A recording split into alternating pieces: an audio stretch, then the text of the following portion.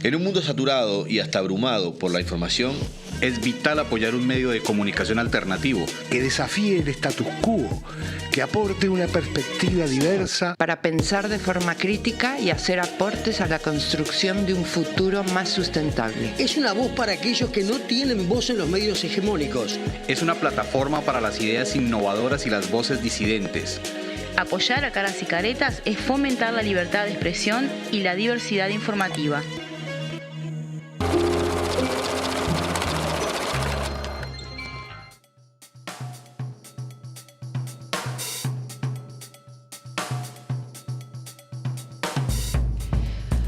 Buenas noches, hoy es lunes 26 de marzo, estamos en Dato Mata Relato. Semejante fecha, ¿no, Julieta? Así es, hoy es 26 de marzo, se cumplen 53 años del primer acto de masas del Frente Amplio en nuestro país, así que un saludo a la fuerza política. Bueno, hoy estamos en plena semana de turismo, en plena Semana Santa. Estamos en un programa especial de Dato Mata Relato con un invitado de esos que nosotros siempre queremos invitar. Estamos muy emocionadas las dos porque queríamos hablar de política, pero desde otra perspectiva. No desde el análisis de las propuestas económicas que estamos siguiendo todos los programas y que Julieta le interesa opinar, sino que queremos hablar de encuestas, elecciones y campaña política. Queremos hablar de la realidad y la relevancia de las encuestas en el proceso electoral. ¿Cuánto pesa la realidad económica y los temas de economía en las encuestas y en las campañas? Y de algunas otras cosas que vamos a hablar con nada más y nada menos que con Óscar Botinelli. Bienvenido, Óscar. No, mucho gusto. Bienvenido. Bueno, para nosotros es un tremendo honor que esté acá. Nos encanta. Las dos teníamos como esa idea de decir, bueno, tenemos que tener un día a Óscar Botinelli para conversar sobre las campañas, sobre las encuestas, sobre qué está pasando y sobre un poco el peso también que tiene la economía en los temas económicos, en lo que son las campañas y el reflejo de las encuestas. Pero también nos interesaba, Óscar, analizar el mundo de las encuestas. Y también con todos estos cambios de tecnología y con cambios en lo que es la militancia, los movimientos y las comunicaciones, cómo cambia mucho en lo que son las herramientas de relevamiento de opinión, que son tan importantes a la hora después de tomar decisiones, de ir evaluando cómo viene la campaña política y demás, y que también, de alguna forma, los partidos y los candidatos toman a consideración para armar sus propias estrategias de campaña y de movilización. Así que, bueno, es un poco amplia la propuesta, pero nos parecía que en este programa, con el enfoque que tiene, era necesario como tener ese abordaje. Y para eso queríamos un poco empezar viendo cuáles han sido los principales cambios que han tenido las encuestas a partir de la presencia de las redes, el cambio en el mundo del trabajo, en las comunicaciones, la existencia del Big Data, la inteligencia artificial. De alguna forma se ha mejorado en la precisión, pero a la vez se han generado otras fuentes de incertidumbre que deben complejizar mucho el trabajo de investigación que ustedes realizan. Sí, no, yo creo que al revés, la precisión ha bajado. Una cosa es instrumentos para detectar a la opinión pública o los comportamientos electorales, y otra cosa es las encuestas. La encuesta es una metodología determinada que es entrevistar a personas, donde yo diría que como entrevista lo más novedoso es la entrevista por WhatsApp, pero ya es la autoentrevista por web, ¿no? El tema tanto del WhatsApp como del web es que tiene la forma, lo que se llama la encuesta autoadministrada, es decir, donde uno mismo es el que maneja la encuesta. Y bueno, y a veces el tema es que no la administra bien, o pudo ver que venía antes y después y puede ir para adelante, para atrás según las trabas que se ponga, y no es lo mismo que con un entrevistador. El tema es que la encuesta que lograba la muestra mejor era la puerta a puerta. Es decir, casa por casa, con una muestra bien hecha que representara a toda la población. Y esto en el mundo ha ido cayendo por varias cosas. Primero, la más costosa. Pero además la más difícil. Pensemos en Uruguay.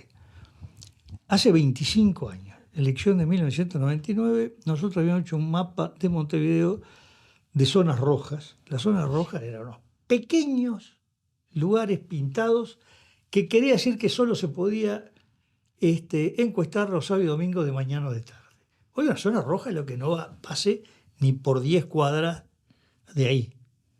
Entonces, entre lugares que es muy peligroso ir y lugares que están excesivamente fortificados, barrios cerrados, edificios, barrios que no son cerrados pero que nadie abre la puerta, termina que es una parte, y esto no solo Montevideo, también estamos hablando del interior. Entonces, termina siendo una parte del país que se puede encuestar personalmente. Además de otras cosas que siempre existieron, pero que se han agravado. Por ejemplo, cada vez hay más hogares unipersonales. Hogar unipersonal, la persona hay que encontrarla, ¿no? Claro. Lo otro es que la encuesta telefónica, que es lo que más se está usando, complementándola con algunos instrumentos digitales, el problema que tiene es que la gente recibe tantos impactos, ya sea llamadas, ya sea contactos por mensajería, que la tasa de respuesta a cualquier llamada, no solo encuesta, es baja. Es decir, mucha gente no contesta y no sabe si es una encuesta que está llamando. Sabe que es un número que no conoce. Es muy alto el número, la cantidad de personas que no contestan por números que no conocen.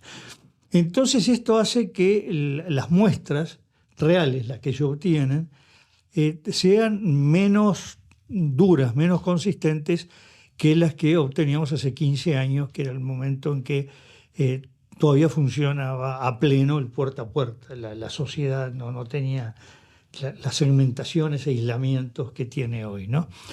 El tema es que lo que se está produciendo, pero es todavía un marco de gran incertidumbre, es cómo se ensamblan nuevos elementos de información donde está todo el Big Data, por ejemplo. Y en realidad se está usando mucho más para el marketing, de cómo encarar una campaña, que para una detección clara de qué piensa y por dónde va la opinión pública, ¿no? El problema que tiene es que las encuestas en general funcionan muy bien, pero cuando llegan las elecciones, lo que se le pide a las encuestas es una precisión que no pueden dar. ¿Cómo? Se equivocó, dijo 47 y fue 48. Para empezar, estadísticamente es lo mismo. Sí, claro. Pero en cambio decir, bueno, ¿cómo anda la seguridad pública? Bueno, no importa si la gente considera que es mala o muy mala la actuación del gobierno, de la presidencia, en seguridad pública es el 60, el 70 o el 75. Está por ahí, de 2/3, 3/4 de los uruguayos consideran que es malo, punto. Sí. Y ese dato es el que importa. En cambio, cuando se trata de voto, el tema no, pero es el 2 o el 3. Bueno, Claro. cuando dice más o menos. Está pasando ahora con el Partido Colorado. A nosotros el Partido Colorado es el que nos da más, nos da el 8%. Pero intención de voto directa el 7%.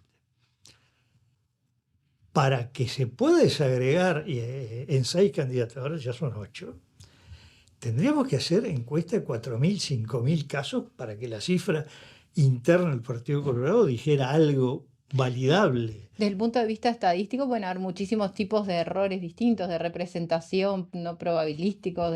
Bueno, pero solo el margen de error estadístico ya hace que 4 o 5 de los candidatos estén todos dentro del mismo margen de error. Claro. Entonces no se puede saber si uno es primero o quinto, ¿no? Ese es uno de los problemas. Las encuestas se le exige más de lo que dan. Y lo otro es que ya vemos que a nivel de candidatos, pero también a veces no solo de candidatos, se ven comunicadores, el uso de la encuesta más como un material de propaganda que como un material de análisis. Claro. Yo quiero demostrar que con esto es el resultado. A veces la lectura no pasa no el examen de estadística de introducción, no sé, a las aritméticas, ¿no? Esto quiere decir, no quiere decir nada lo que está leyendo, leen mal, pero le sirve propagandísticamente. Y eso lo vemos en titulares día a día, ¿no? Con las encuestas. ¿Cuánto pesan las encuestas en las campañas? ¿A qué te referís? En la toma de decisiones del electorado, en las posiciones de determinados candidatos. Bueno, a ver, yo creo que las encuestas tienen un peso muy alto en los dirigentes políticos de menor nivel, ¿no? Son los que están todo el tiempo oteando el horizonte, viendo si llueve o hay alguna nube por ahí, y pic se puede estar cambiando de candidato de sector. A nivel del electorado hay decenas de miles de estudios buscando el impacto de las encuestas. Fíjense que más o menos en el mundo donde hay elecciones competitivas, que no es tan grande además, hay más o menos 130, 150 instituciones académicas, universitarias estudiando los comportamientos electorales. Y no se ha logrado conclusiones firmes. En general, partamos una base. Países de lo que podemos llamar democracia de partidos como Uruguay. Cuando terminó la elección del 2019, a nivel de grandes bloques, ¿no?, que podemos llamar la coalición y el frente, yo diría el 80% ya se sabía lo que iba a votar 5 años después. ¿Por qué? Porque la gente es torpe, terca. No. Porque nuestra tesis, en todo caso ahora hablo de las distintas tesis sobre el comportamiento electoral o la opinión pública. Nosotros consideramos que el voto esencialmente es estructural. Que el voto, además que la gente, un pequeño porcentaje decide el voto, porcentaje mayor toma una decisión política. Y la decisión política es una adhesión, por lo menos a grandes corrientes, que tienen que ver con algo muy profundo. Es la visión que tienen de la sociedad, del mundo, del individuo.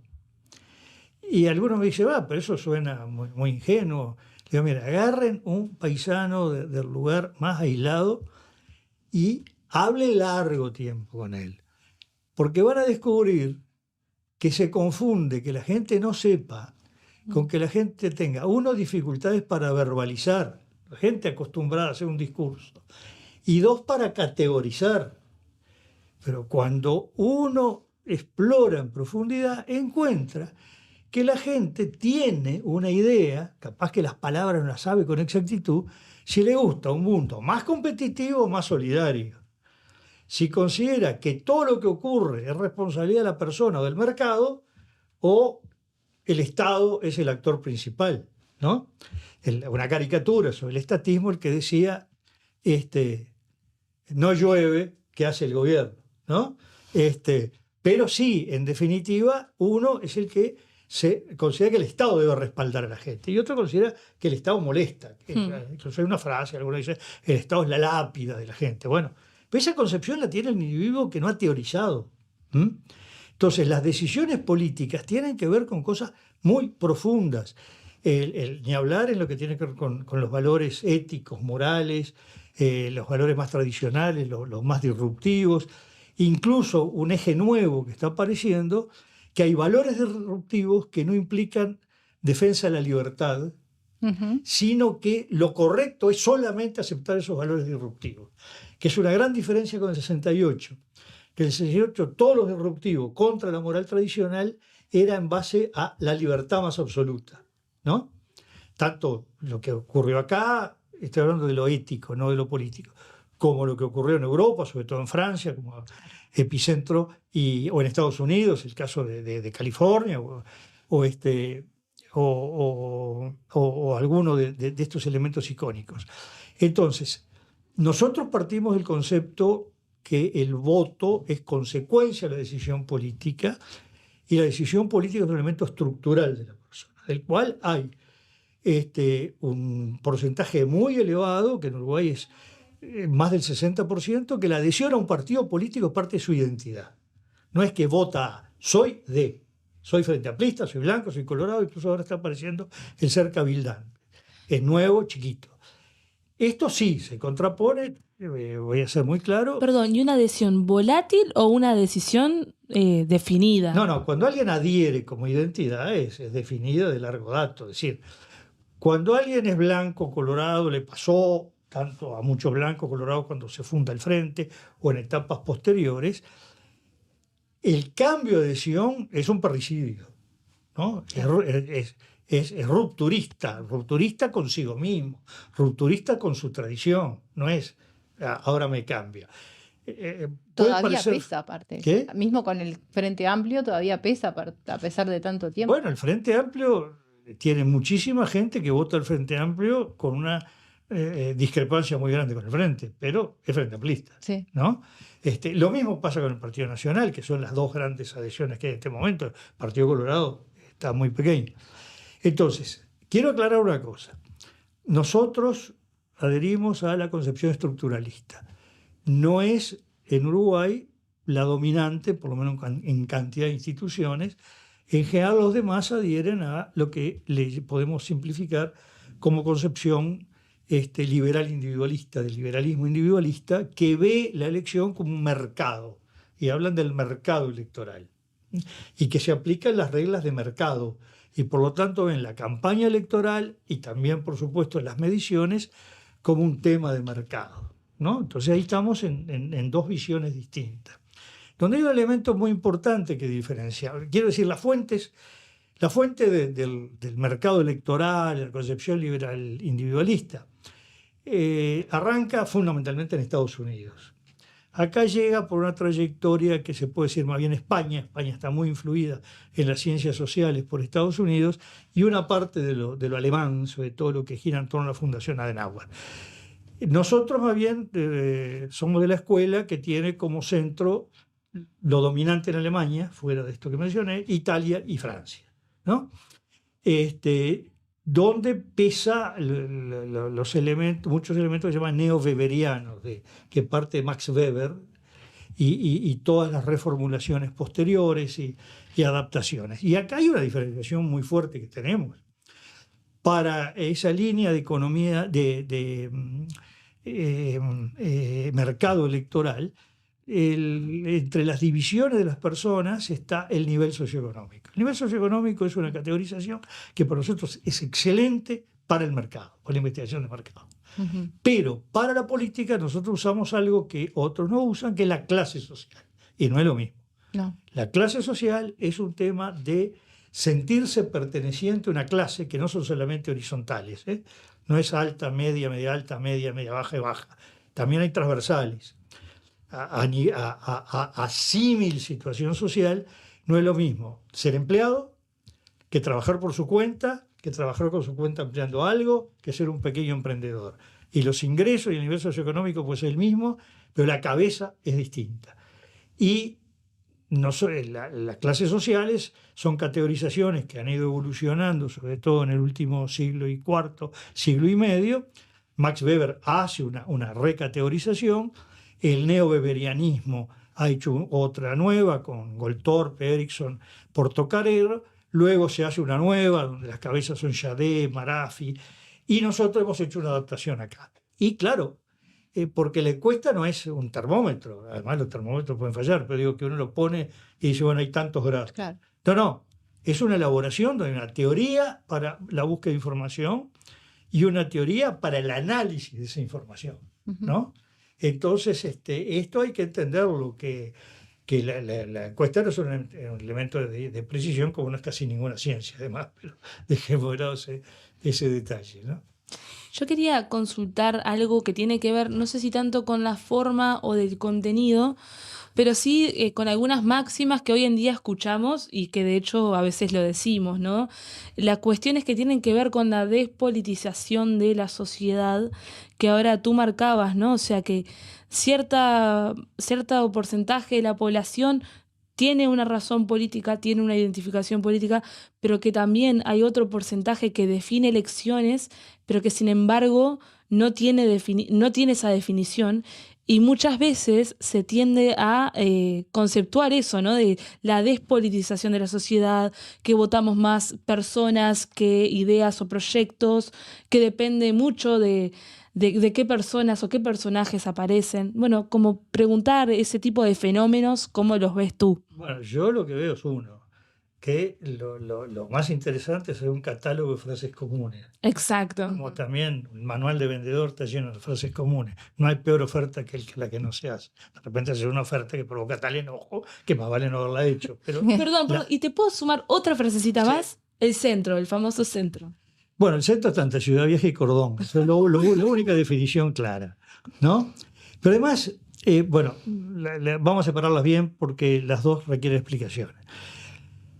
La de Hay un sector de gente que sí puede llegar a definir, que es la que vota en el porcentaje menor, y en un país donde hay bloques.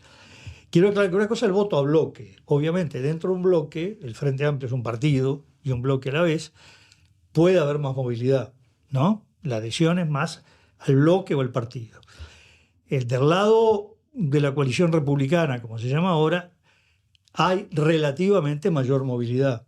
Con un partido nacional bastante estable, hace varias elecciones que está en el eje del 30%, no importa si 2, 3, 4 puntos por abajo o por arriba, y mucho más abajo Partido Colorado y Cabildo Abierto. Y ahí puede haber movilidad, eso es sin duda. Pero la macroelección no la afecta demasiado. ¿Por qué no? Lo que tenemos que diferenciar es que en Uruguay tenemos 3 elecciones, pero 2 clave. Bueno, esta es clave, la del 30 de junio, porque es una elección voluntaria que vota muy poca gente. A candidato presidencial está votando, no llega a la tercera parte de los votantes, y queda con eso establecida la grilla de octubre y de noviembre. Ahora, la grilla no es candidato presidencial solamente, pues se eligen senadores, se eligen diputados, y eso influye mucho. El frente, ¿quién es el candidato? Además, uno oye a los candidatos de los distintos partidos y creen que se elige un autócrata. Dice, yo no voy a bajar impuestos. Resulta que el que baja impuestos es el Parlamento. Claro, ¿no? claro. Sí. Yo no creo, yo voy a prohibir tal cosa. No, no la prohíbe él, la prohíbe una ley. La ley la aprueba el Parlamento. Es decir, a veces los propios candidatos hablan como si se eligiera el zar de todas las Rusias, ¿no? No, se elige un presidente que tiene funciones determinadas. Pero el Parlamento es muy importante y obviamente no cualquiera vota porque sí, al azar, tirando una moneda al aire, si vota 1001, 609, 90, o a Vergara, Astori, el astorismo en el frente, o si vota, hoy el Partido Colorado está un poco más diluido en los sectores, en el Partido Nacional también se han achicado un poco, pero no era lo mismo hasta hace poco votar las alas más duramente herreristas que las antiherreristas. Entonces, lo que sí es cierto que cuanto queda un residuo de votantes que puede ser decisivo, es donde el voto es un poco más suelto. Y ahí puede influir la persona. Ahora, no confundamos la elección de octubre que predominan los partidos con el balotaje. Pero no es solo que influye la persona, salvo que, digamos, la persona es lo que es y es lo que representa. Entonces el voto no es la persona como un concurso de belleza. Fíjese que lo que pasó en la elección pasada. En octubre, el Frente Amplio obtuvo el 39%. Primera cosa, el Frente confunde ganar en primera vuelta con tener mayoría parlamentaria, lo hemos visto por ahí. El Frente estuvo a 172.000 votos de tener mayoría parlamentaria y a 270.000 de ganar en primera vuelta. Un mundo entero entre lo uno y lo otro, y además la primera vuelta no le sirve para nada, porque la primera vuelta es ganar cuando ya se tiene mayoría parlamentaria y es ahorrarse una elección. Bárbaro para la Corte Electoral, y los partidos gastar un poco de dinero, nada más. Pero si alguien tiene mayoría parlamentaria, ya se demostró 2 veces, gana sí o sí la presidencia. Pero resulta que el Frente Amplio, que pierde por 54 a 39, la presidencia la pierde 49 a 47,5. ¿Qué pasó? Bueno, primero hay partidos chicos no alineados, el PER y Unidad Popular, que se sumaron a las 2 candidaturas. Pero resulta que hubo, de los 12 puntos porcentuales que tuvo el Partido Colorado, 3 votaron la fórmula del Frente Amplio y no la de la coalición. Y de los 11 puntos que tuvo Cabildo, 3 votaron al Frente Amplio y 8 a la coalición. Y no es porque les gustara más Daniel Martínez o la calle Pou o rechazaran más a la persona de la calle Pou, sino lo que cada uno representaba. Para empezar, los cabildantes y los colorados que votaron la fórmula del Frente Amplio habían votado en elecciones anteriores al Frente Amplio. Más bien los colorados, clase media, había votado al astorismo y los cabildantes, clase más subproletaria, habían votado a Mujica. Claro. Entonces se sentían ya en un aspecto, en una opción entre lo que representaba el Partido Nacional como proyecto, no solo la figura de la calle Pou, y el Frente Amplio, con el que estaban desilusionados, pero bueno, en los extremos estoy más cerca de esto que de esto. Entonces, no es solo la persona por la persona misma, es mucho por lo que representa, por lo que refleja. Digo, eso hay que tenerlo en cuenta. También otro de los lugares comunes es la gente vota ganador. Bueno, pregúntenle al Partido Popular de España. Todas las encuestas menos 2, una es muy importante, otra menor, le daban que ganaba, y lo único que ocurrió es que no ganó. Hay muchas explicaciones. Una de ellas es que el que va ganando se le va la mano, la soberbia, y concentra todos los dudosos en contra. Pero muchas veces, y esto parece un chiste, la gente no vota ganador sino perdedor. ¿Cómo perdedor? Bueno, cuando el que se considera que va ganando resulta que tiene que el que no lo vota a él no lo quiere, y hay una mayoría en su contra, va a terminar concentrando el voto en su contra. Y decía, no, voto al que le pueda ganar. Yo no quiero que gane el que esté ganando. Al final, el que vota ganador y el que vota perdedor empatan y por lo tanto no deciden la cosa. Tú hacías otra pregunta sobre... La búsqueda del centro. Bueno, yo no me quiero pasar de sofisticaciones, pero no hay más remedio. Es un honor, hágalo tranquilo que no, yo prestigio el programa. El manejo del eje simplificado. Sí. Y que todavía lleva a que algunos dicen, la derecha-izquierda se terminó con el muro de Berlín. Bueno, el problema es que tampoco empezó con la Revolución Soviética, empezó con la Revolución Francesa. Entonces, pero además, con el nombre de derecha-izquierda empezó la Revolución Francesa. Pero si vamos a una de las primeras elecciones que se pudo estudiar a fondo, que fue la del 63 a.C. para el consulado de Roma, entre Marco Tulio Cicerón y el empujado por Julio César, que era Lucio Sergio Catilina, encontramos una derecha y una izquierda, clarísima. Sí, todavía es el programa de Catilina, 63 años antes de Cristo. Era por condonar las deudas, redistribuir la tierra y participación popular. Uno lo pone hoy y no dice que tiene 2050 años, casi 2100 años esa consigna, y ese fue el eje de la campaña electoral entre Catilina y Cicerón. Qué belleza. Entonces, yo soy partidario de los múltiples ejes. Entonces, uno es el eje derecha-izquierda, que no es fácil de definir, pero tiene que ver con unos posicionamientos, que tiene que ver con la autoridad, que tiene que ver con la libertad, en el conjunto de la sociedad, más es estrictamente político o de dominio del poder sobre la sociedad.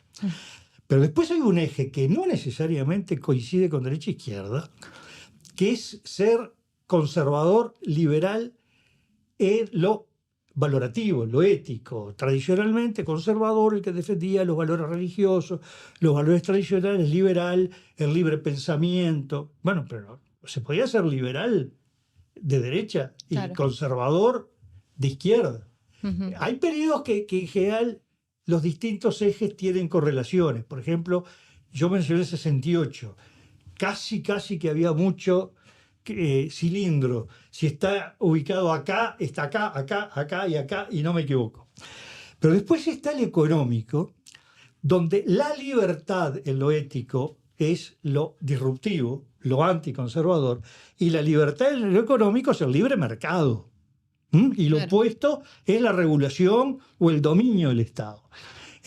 Lo malo que tiene el español que usa la misma palabra, liberalismo para todos. Yo estoy usando un neologismo, que no me gusta neoliberalismo porque se usa más como insulto que como clasificación, y uso liberismo, que es un término que más bien se usa en Italia y que se inventó para diferenciar liberalismo político o filosófico del libre mercado. Si no, uno usaba libre mercadismo también, lo que antes llamaba librecambismo.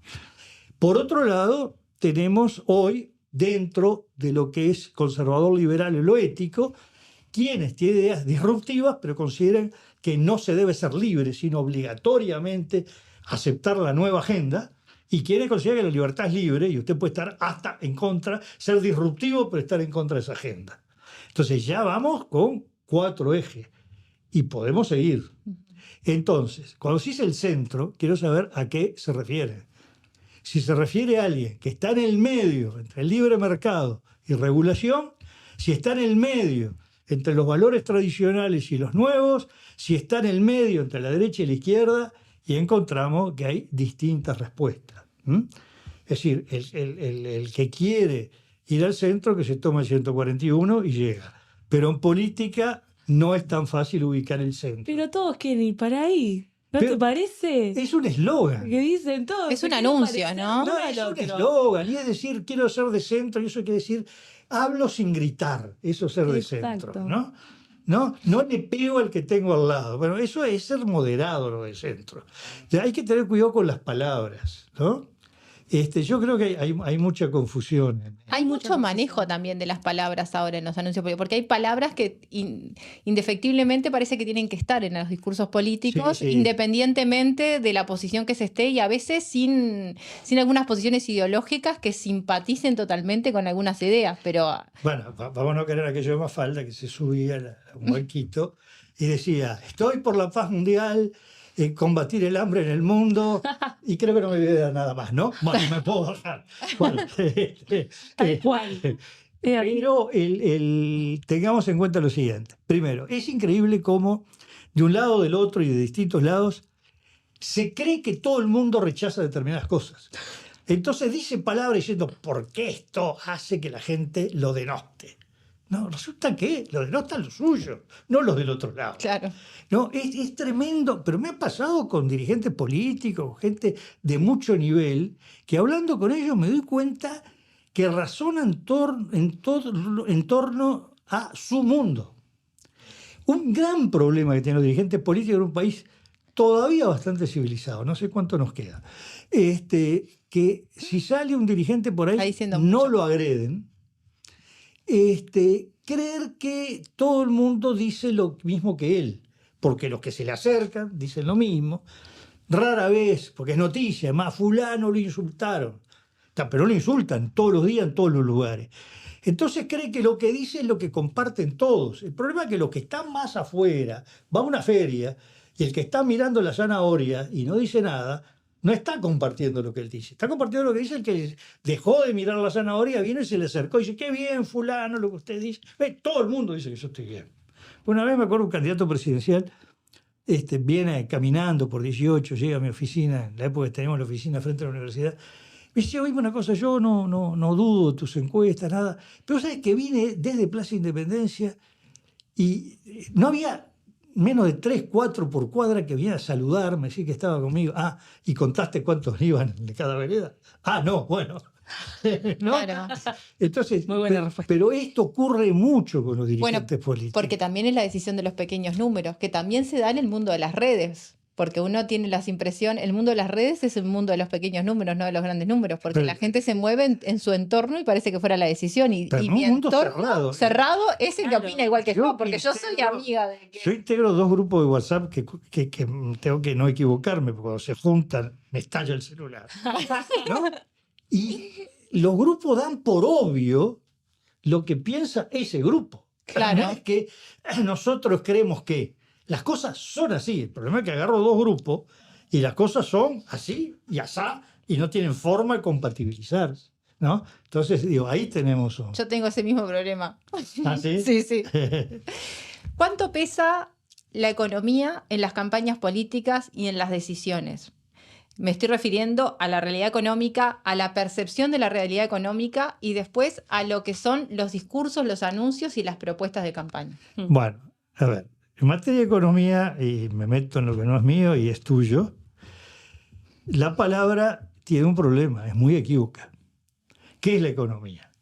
Es el ratio deuda pública versus PBI, es el grado inversor, es el déficit fiscal. Eso es una visión de la economía. O es la percepción que tengo yo de cómo vivo. Exacto. Y la otra es, ¿a qué se reduce la economía? A la relación ingresos de los hogares versus precios. Que generalmente la gente dice, bajan los salarios y suben los precios. No, a veces los salarios suben, pero suben menos que los precios. Entonces, a él le da la impresión de que bajó el salario, sí, bajó el salario real. Sí, pero a veces todavía, cosa que hemos discutido acá medio en broma, pero lo hemos discutido, es decir, a veces con esto de que la inflación baja la inflación como un promedio de precios, pero no quiere decir que los precios de las cosas que yo compro bajen. Bueno, algunos dirán que la gente no sabe comprar. En lugar de comprar hierba, azúcar y arroz, que sube mucho, compra autos, celulares y no sube nada. Claro. Entonces le va a bajar el costo de vida. Y perfumes franceses, ¿no? Sí, pero yo sin yerba no vivo. El tema es que cuando se habla de economía, hay que hablar, ahora voy a hablar más en serio. Una cosa es hablar de la economía de los hogares y otra cosa es la economía del país, de la macroeconomía. Y muchas veces van por caminos separados, porque la macroeconomía puede afectar de repente más hacia el futuro.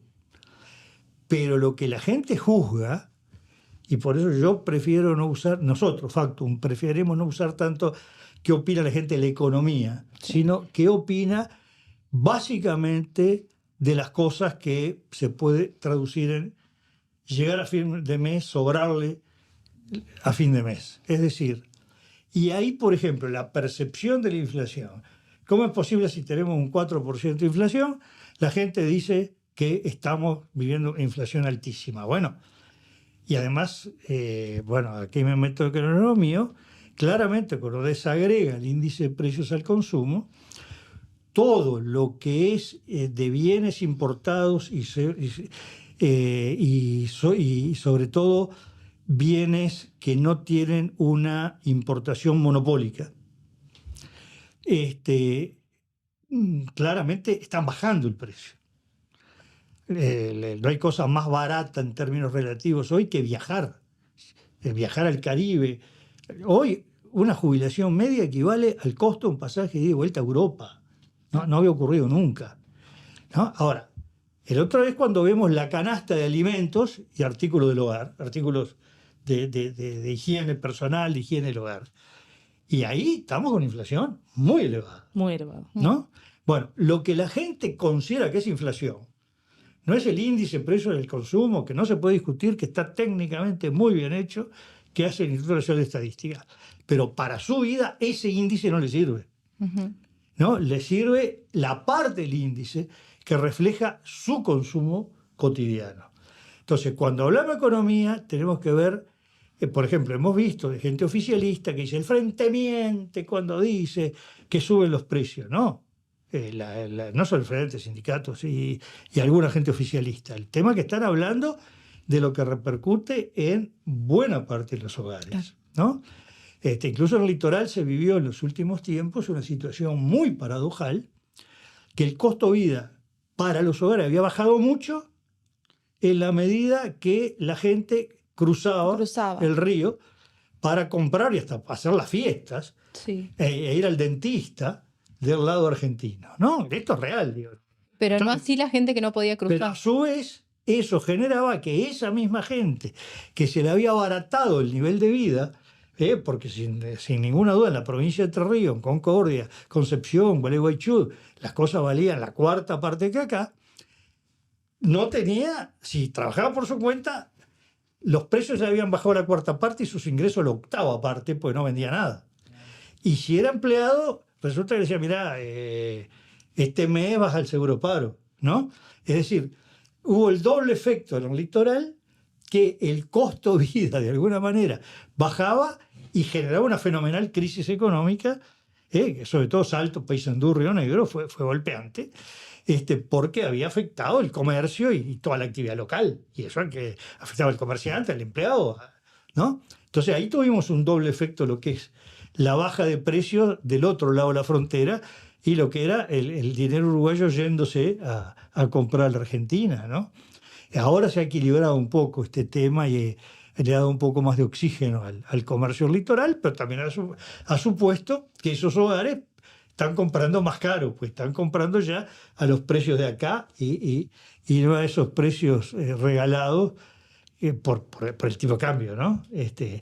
Y otra cosa que vemos es, y ahí yo no me meto, es un tema muy técnico, pero nosotros tenemos la percepción, mucha gente habla del tema de la situación cambiaria, lo que le llaman atraso cambiario, Y vemos que se habla de las situaciones y explicaciones del país. No, el Uruguay es caro. Bueno, perdón, caro si uno lo traduce a dólares. Porque hay dos formas de ser caro un país. Sí. Que lo que uno gana trabajando no dé para vivir. ¿Eso? Y eso Claro. es un factor interno, llamémoslo así. O que uno lo traduce a dólares. O a la Big Mac, como se ha dado. Sí, Y entonces Uruguay es la tercera Big Mac más cara del mundo. Bueno, yo no como Big Mac. Bueno, yo como, no quiero hacer contrapropaganda, yo como comida sana. Muy bien. Pero lo que quiero decir es, cuidado con traducir a dólares, Sí. ¿no? Porque ahí está jugando el tipo cambio, que además cuando el Banco Central se endeuda permanentemente para sostener el tipo Y el cambio. dólar que ha cambiado también su vaivén en el mundo. Bueno, el otro día estaba viendo un estudio de la inflación de Estados Unidos Ujú. y de 2002 a hoy, Cambió absolutamente. casi 70% es el aumento del índice de precio del consumo de Estados Unidos. Vale decir, $170 de hoy equivale a $100 del 2002. Claro. Además de eso, ¿no? Ujú. Pero yo le quiero hacer una pregunta. Usted es una de las pocas personas que le digo usted y me encanta, así que le quiero decir eso también. Eso para uno calificarlo fuera del ciclo vital, más o menos. Porque de verdad, para mí esta entrevista es como un sueño en realidad. Bueno, voy a dejar de ser yo cholula. soy más veterana que Julieta porque yo a muchos digo usted. ¿No? Entre todos. Solo Botinelli, que conste. Ta, cierro la Y yo parte de a cholula. don Alberto Grille también le digo. Ah, usted. Alberto Ahora, Grille. si hablaras en una terminología más antigua, me dirías usía. Me gusta. Usía. Vuestra señoría. Vuestra señoría. Y ahora quiero preguntar lo siguiente. Usted habla de el Uruguay caro o no, pero yo me preguntaba, ya que estamos también analizando la campaña y los intereses por los cuales la gente toma la decisión de votar, otro elemento que me parece fundamental, que es, por ejemplo, lo que ha sido los salarios en estos 5 años, los informes que han dado, por ejemplo, Cuesta Duarte sobre la cantidad de personas, creo que es aproximadamente 500.000 que percibían un salario de 25.000 pesos, y cómo también, por ejemplo, el acceso a la vivienda, que son en promedio, son un 18.000 pesos por mes, tengo entendido como que ese es el promedio, capaz que me equivoco, pero más o menos está ahí, me consta. Cómo también vincularlo a un problema estructural que tiene el Uruguay, que es de pobreza infantil, de gente en situación de calle, y preguntarte si todos estos elementos repercuten en la decisión política de las personas en esta campaña, si va a estar presente en esta elección, si va a ser algo que se reconoce como un cambio estructural de nuestra sociedad en estos 5 años, o cómo ver esos A ver, elementos. por orden. El tema vivienda, a mí me llama la atención que no tiene la importancia en el ranking de preocupación de la gente de lo que implica el tema. Precisamente creo que el tema vivienda es de los grandes déficits, no solo de este gobierno, sino de los 3 gobiernos del Frente Amplio, Sí. ¿no? Creo que el Frente Amplio destinó mucho dinero a tipo de ayudas sociales que no se reproducía. Y precisamente uno de los elementos que lleva a la pérdida del gobierno del Frente es que los sectores que estaban muy sumergidos cuando asume el Frente Amplio tiene una gran emergencia en los 10 años primeros del Frente, con una política al principio muy improvisada, que costó mucho armarla, pero que al final se transforma en un conjunto de planes sociales que pueden haber habido errores y eso, sin duda, descoordinaciones, pero que globalmente impactaron sobre un número muy grande de gente, y que de 2015 a 2019 eso de alguna manera se frena, es decir, el nivel de las ayudas sociales no cubrió la caída que tenía esa gente. Y ahí es donde viene un desplome del voto al Frente en el sector que no había sido tradicional de izquierda.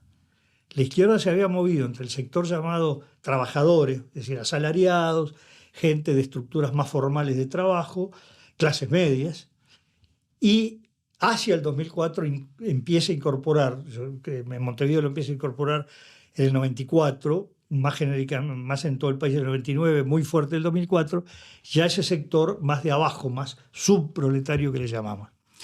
Y pasa a ser un elemento fuerte. Tanto es así que el Frente va perdiendo votos ya desde el comienzo.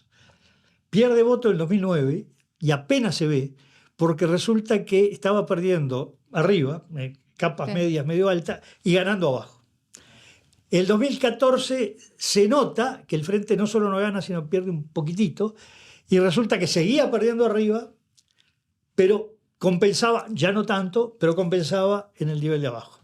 ¿Qué ocurre en el 2019? Que siguió perdiendo arriba y se desploma abajo.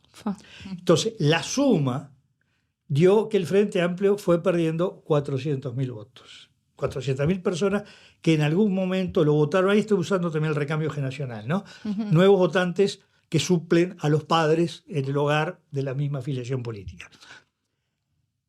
Y este es un tema que impactó mucho estos temas. Es decir, no hubo una gran política de viviendas que saca a la gente definitivamente de la pobreza. Y sobre todo una apuesta. El otro día, una entrevista que me hicieron en Fútbol decía, la cooperativa de vivienda ayuda mutua, una de las virtudes que tiene, para quien piensa así, perdón, yo la considero una virtud y no debería posicionarme, que no solo da vivienda, la gente tiene que poner de sí, pero no solo que ahorre plata, tiene que poner su esfuerzo y lo hace en forma colectiva. Es decir, genera una sinergia de socialización que luego se traduce en la continuidad del funcionamiento de una cooperativa de vivienda como una obra colectiva. Es decir, ahí la salida de la pobreza, suponiendo que no todas las viviendas son de pobreza, muchas de personas que cambian de vivienda alquilada dentro de su mismo nivel social, pero cuando es de asentamiento, es personas que de la solución individual pasan a la colectiva. Sí. Con un Estado que pone mucho, pues lo que pone el Estado es el 80%, pero el individuo siente que es vital su esfuerzo. No se le regaló la vivienda, no solo porque va a pagar cuotas, porque estuvo ahí poniendo el hombro y reuniéndose y discutiendo entre todos. Yo creo que ahí hubo una de las grandes falencias. Ya que hablé de los 400.000 votos del Frente, creo que este es un tema que a veces no se entiende. Así como no se entiende en el Frente Amplio que entre la primera vuelta y ganar la segunda vuelta, la pequeña diferencia de 250.000 votos, y que las dos eran presidencia de la República igual, claro. Y que el número verdadero, importante que le faltó al Frente Amplio en el 19 fue primero los 19.000 votos swing con que perdió la presidencia de la República y en segundo lugar los 172.000 que le hubiera dado mayoría parlamentaria, que eso es lo sólido. Ahora, de los 400.000 que votó el Frente, me interesa explicar esto. Tengo una percepción, son esos cálculos que tienen un margen de error grande, que debe haber de 110 a 130 perdidos para el Frente Amplio. Ese, el que se quema con leche y ve una vaca y llora, bueno, ese ve una vaca y llora, no quiere saber más nada. Unos 100, ahí la cifra no es fácil establecerla, pero ya de 120 a 150 el Frente ya lo recuperó o está en proceso de recuperación. Por algo creció. Pero estoy hablando de cifras macro, obviamente van a decir, no, pero fulano nunca había votado al Frente y ahora lo vota. Bueno, pero en general recuperó mucho. Y le queda, y esto es lo que yo veo que no veo al Frente Amplio enfocando, que tiene un sector que tiene una característica. No se fue del todo, lo dijo, cerré la puerta y no los quiero ver más. No los recuperó, pero no es un ajeno. En algún momento, en los últimos 20 años, o fue en el 4, en el 9, el 14, votó al Frente Amplio. Y dirigirse al que ya estuvo y no dio el portazo, del todo, definitivo, es más fácil que empezar a catequizar al que estuvo siempre en la vereda opuesta. Y a veces veo discursos demasiado genéricos que se habla por igual al que estuvo adentro y se fue, que al que nunca estuvo y probablemente nunca vaya. Y me parece que el analizar esto, analizar las clases sociales que perdió el Frente y analizar las magnitudes que perdió del todo o que recuperó, las que perdió y puede recuperar, las que recuperó y las que perdió del todo, es una buena segmentación para decir a dónde me dirijo. Y no una dirección al barrer como Esta también es capaz que es parte de un nerviosismo que se da por ese afán de captar el centro, como dicen. Bueno, yo creo que primero está faltando a todos los partidos.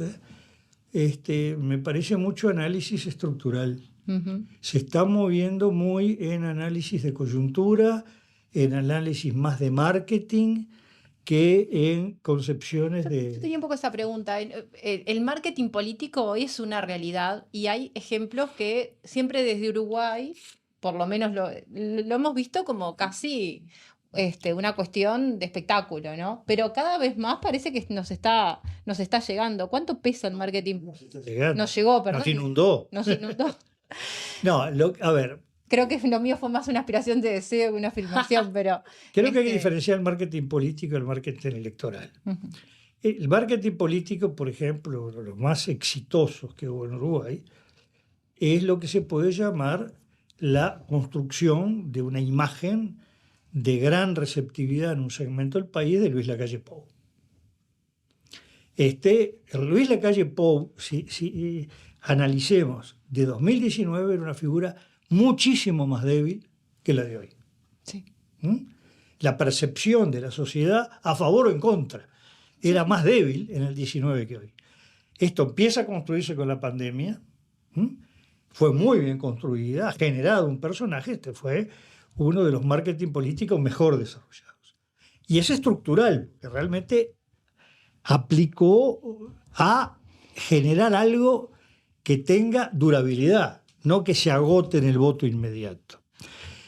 Justamente el error de análisis que tuvo los adherentes a esa corriente, cuando creyeron que eso era más coyuntural de lo que era y era mayor de lo que era, y creyeron que la figura de Lacalle Pou asegurara el triunfo al galope de la LUC. Claro.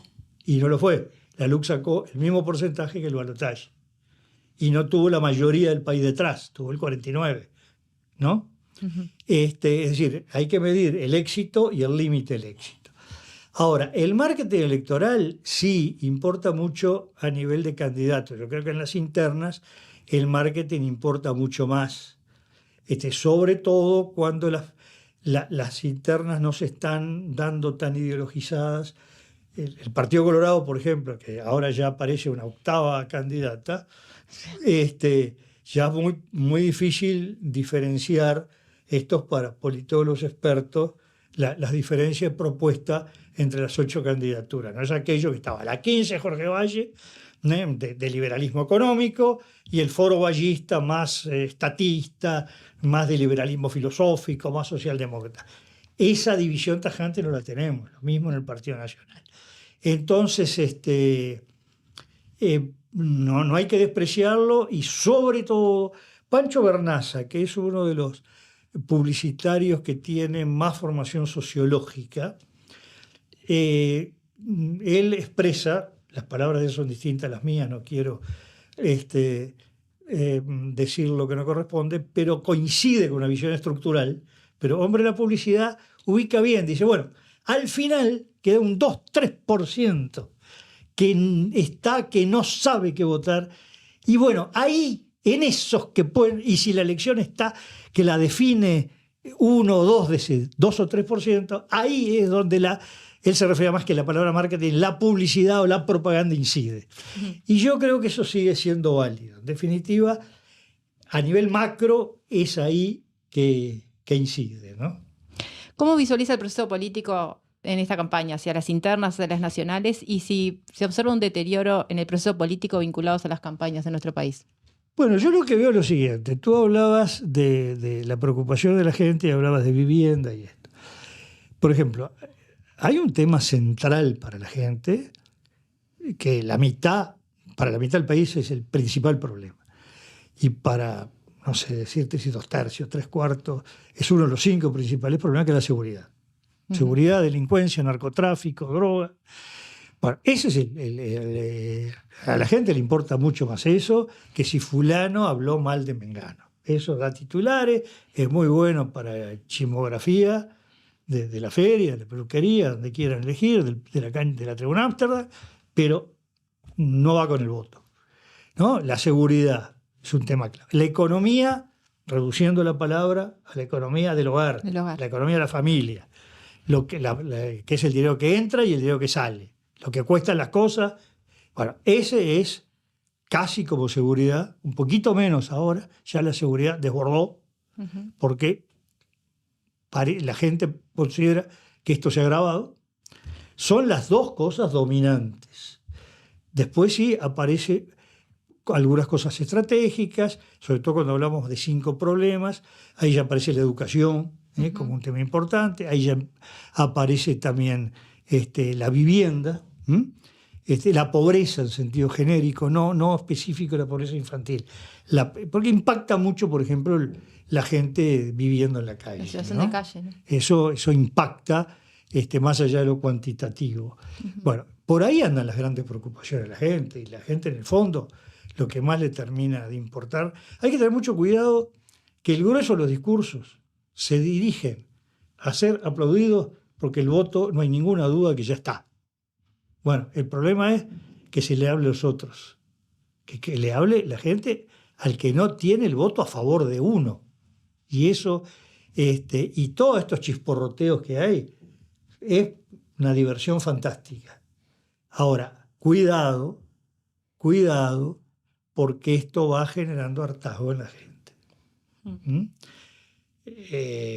Un partido que está ahí peleando el ingreso al Parlamento, la última elección pegó en el palo y tuvo la desgracia que la pelota no entró, y esta vez podría llegar a entrar, y bien, que también otro nombre ahora, se llama Partido de Identidad Soberana, para hablarlo en criollo, Gustavo Salli. Bueno, está recogiendo un voto de gente de ni, no quiero nada, estoy harto de todos. Incluso a diferencia de Milei, ni siquiera es una propuesta clara como Milei, vamos a destruir el Estado. Acá es contra todo lo que anda por ahí, ¿no? Quizás una especie de anticasta, sin usar esa palabra, más puro, porque solo habla de eso, no de otras cosas económicas y sociales. Entonces, cuidado que no se esté cultivando un hartazgo y un descreimiento en las dirigencias políticas en sentido más amplio. Todas las estructuras de representación son las que pueden quedar afectadas por esto. Yo quería preguntarte, ya que das ese pie, ¿no? de incluir también todas las dirigencias políticas, no podemos dejar de ver que en esta elección van a haber al menos 3 plebiscitos, o bueno, hay 5 iniciativas de plebiscitos. Sí, no, hay una que ya una ya está. Es la de... porque es la que se hizo, es verdad. El allanamiento nocturno. El allanamiento nocturno, al ser por legisladores, exacto, una vez presentado en la Asamblea General, ya es un dato que es plebiscito. Los otros son firmas que se recogen, el de seguridad social, el de endeudamiento, y el de los contratos. El de Uruguay Soberano, que se llama como nombre, que es el que tiene que ver con los contratos del Estado. Así que la probabilidad que tenemos es un máximo 4, un mínimo de 1. Lo más probable es que haya 2 o 3, porque hay algunos, claramente el Uruguay Soberano, ellos mismos están hablando de la tremenda dificultad que tienen, no solo por ellos, porque los han corrido de muchos lugares. Y los otros 2 no se sabe. Los números que hay implica que si hace un esfuerzo muy grande, cualquiera de los 2 llega y pueden quedar en el borde. Caminos. Claro. Eso no se sabe, ¿no? No es la primera vez que hay 4 plebiscitos, aclaremos, ¿no? Eso es común. Pero más que nada yo quería hacer énfasis en el plebiscito de la seguridad social por el hecho de que el movimiento sindical y las organizaciones sociales también cumplieron un rol bastante importante en este periodo y como que también están intentando incidir en lo que sería el marco electoral, digamos.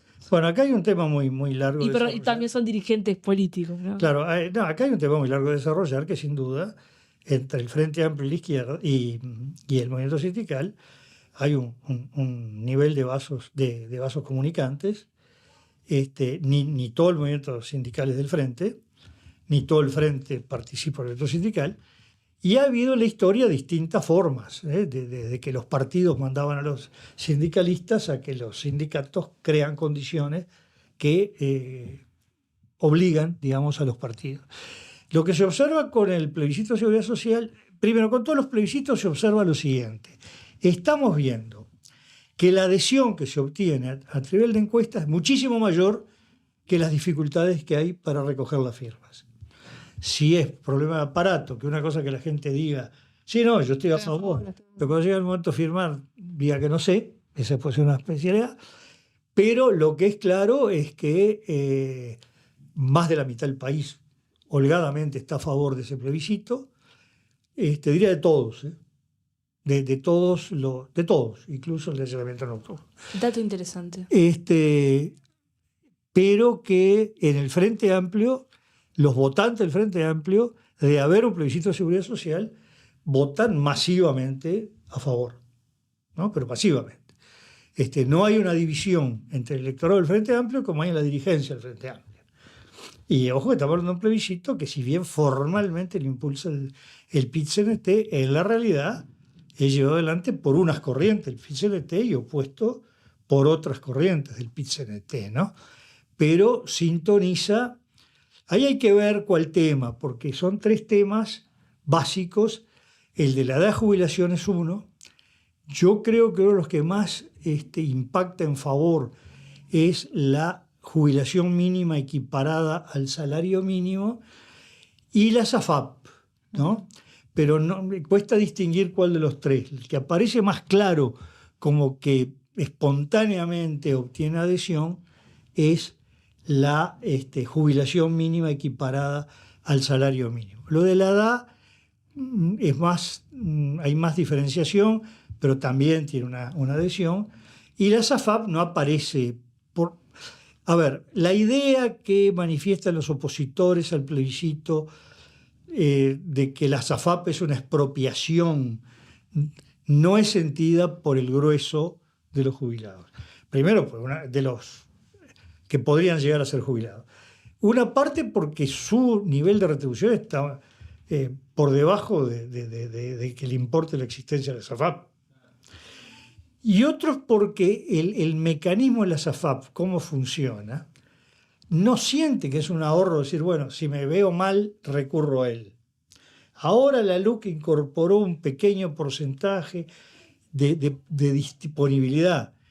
Pero si esto fuera un sistema como fondos privados que hay en otros países, que en el momento que la persona llega a la edad le dicen, bueno, usted tiene 2 opciones, y algunas intermedias, pero usted tiene una pensión vitalicia que es tanto, o se lleva todo el capital y se aguanta después y se queda sin nada. Bueno, ahí lo siente como un fondo propio. Yo elijo si lo dejo como pensión vitalicia, bueno, no, yo prefiero comprarme un negocito y una casa que no tengo, y es mío. En cambio acá lo administra, la FAP y después el Banco Seguro, que es mío.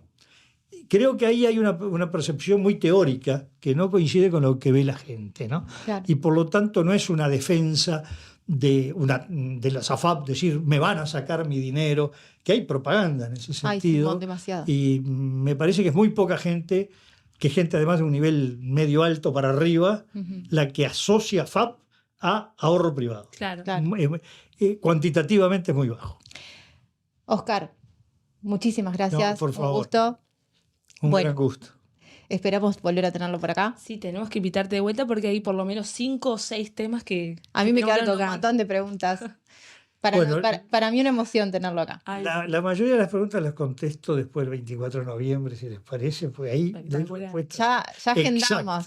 Exacto. 25. Sin margen de error. 3 debe ser, ¿no? Ese momento. Sí. Bueno, un gran gusto estar con ustedes dos. Un placer.